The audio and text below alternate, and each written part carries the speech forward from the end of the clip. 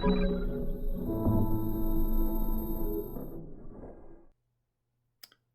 there, Chase Cunningham, Dr. Zero Trust. Just with a few pointers on traveling, using the internet a little bit more safely when you're not at home or at your place of business, and better ways to stay secure, if you will, when you're not at home base. Stay tuned. Okay, so one of the first things that you should think about when you're traveling to a location, you're going to leave home, is that there's a very real possibility that something malicious may occur and that you may have access to wireless networks that aren't necessarily safe. Basically, think about those wireless networks as compromised. You don't want to be jumping onto Dulles Wi-Fi or DFW Wi-Fi or Open Wi-Fi or anything like that, no matter where you go. Stay off those networks, period, point blank, end of story. There's just not really a really reason to use it. You don't necessarily need to be on it, and it's just causing or opening you up for a possibility that someone would, set up a dummy Wi-Fi access point. You jump on that, and they grab your information off of there. Number two, if you're not going to use Wi-Fi, people will ask, well, how am I supposed to stay connected all the time? Well, for one thing, in my opinion, if you're able to get on an airplane and you have a couple of hours where you don't have to be on the internet, that's a really good thing. Personally, I like to take that time to write or read or do anything other than be connected, because most of us never have time off of the network. But having a few hours to yourself is a good thing. If you have to be connected, the way to do it, in my opinion, is to leverage your phone as a wireless hotspot. That wireless hotspot is essentially a little dedicated network to take with you. It's yours. It's physically in your hand. It keeps you off of those wireless access points, and you can take your laptop or your other device and basically jump on that little LTE network and get to wherever you're going to go. I have yet to be anywhere in the U.S. where I've had an issue with LTE connectivity. If anything, maybe every once in a while it's a little bit blippy if you're trying to, stream a movie or something or another. But for the purposes of what you do, usually for work, it's pretty cut and dry, and it works most of the time. Another thing to be aware of when you're bouncing around and traveling is basically that everywhere you go, there is some way that someone would probably try and get access to your information. Don't sit on airplanes or on buses or trains or those type of things without a privacy filter on your screen. People can very easily sit behind you, look over your shoulder, see what you're typing, read what you're typing. It shows up all the time on forums and whatnot. People will laugh at each other or basically be posting in real time what somebody's typing online to a friend or to a business, etc. So if you're bouncing around and you're traveling, make sure that you have a privacy filter on your box. Look around when you sit down. If there's people that are in that sort of line of sight behind you where they can easily just look up over your shoulder and see what you're doing, you need to really make sure that you have something in place where they can't read what you're typing. That's a very big problem, and there's no reason that someone can't take their phone and reach up over the top of a seat when you're not paying attention and basically film what you're typing. It could be a password, could be that type of thing. So pay attention, be aware, operational security, think about that. Another piece of advice, humble suggestion, would be to get a VPN. If you don't have a VPN, there's plenty of them out there. There's tons of them. I have one that I use. It cost me like $69 a year or something. Totally worth the expense. Is a VPN the end-all be-all solution? No. Is it better than nothing? Yes. Does it offer some sort of pipe that you can leverage that'll get you through those networks? Sure, VPN is a good band-aid solution. Most of the VPNs that you can get commercially or download off the internet, check them up before you download them. Make sure that they're validated and verified, and you're not piping VPN traffic to somewhere that you don't want. But those VPNs are usually pretty easy to set up, point, click, ready to go.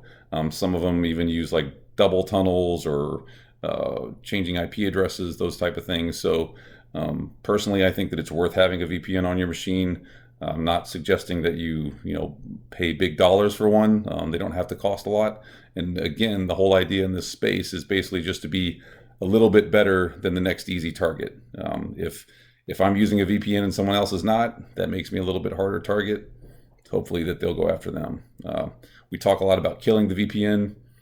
currently in the non-business related space, the non-commercial space, there isn't really a way to necessarily have software-defined perimeter and that type of thing provided to you from just something you download for yourself. Companies have it, businesses have it. If you don't have that provided to you, my suggestion would be to grab a VPN, download it, and use it. Now, the same thing I tell my family, tell my parents, tell everyone that I travel with.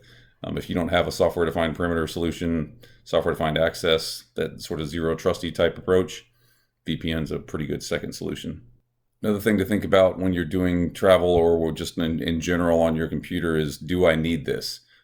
If you don't necessarily need that, then turn it off.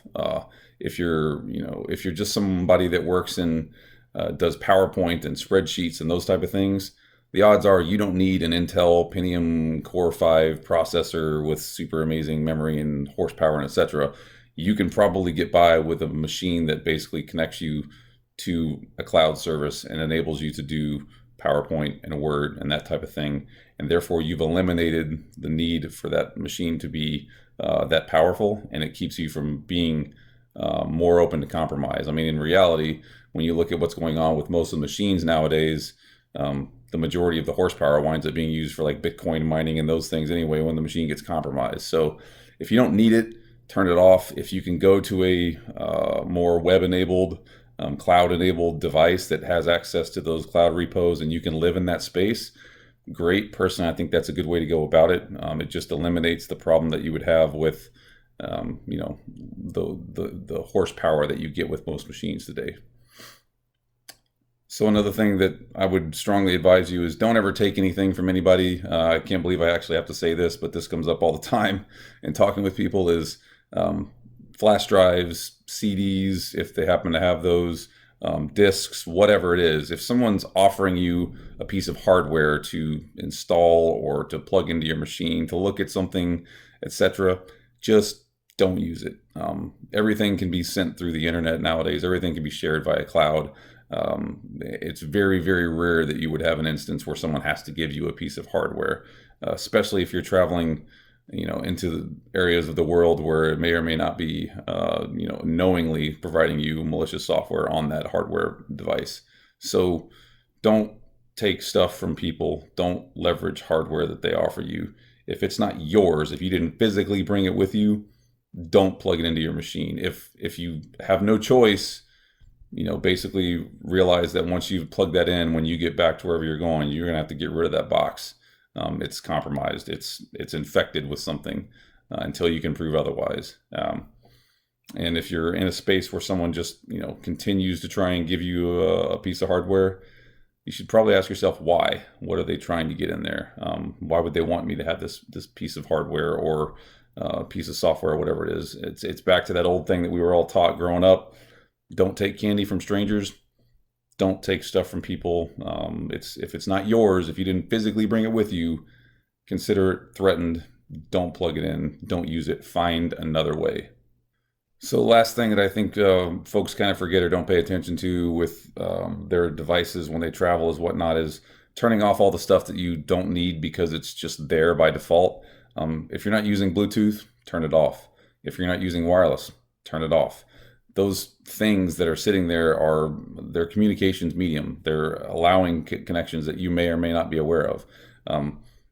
If you don't use it, if you're not actively, engaging with it, turn it off. It just makes it that much harder. Again, the goal in this space is not to be perfect. The goal in this space is not to have everything as secure as possible all the time, because that's impossible. But what we really want is just to be the harder target.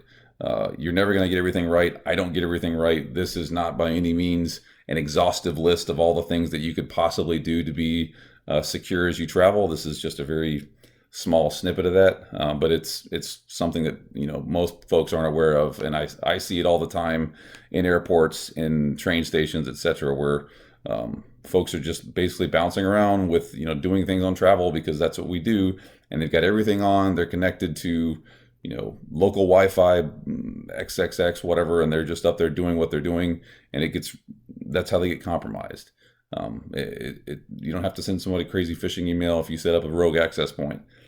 You don't have to get somebody to download, some malware if you can just get them to stick a USB that has it inside of their machine. Think about those things. Be hesitant to take stuff from someone else. Turn stuff off that you don't need. Think about things from the avenue of, I'm transiting a combat environment. I want to survive. The way that I do that is by not being affected. And if you think about that and you stay ahead of the threat, the reality is that this is a low-hanging fruit game for the bad guys, just like it is for the good guys. They'll find an easier target. Be the hard target.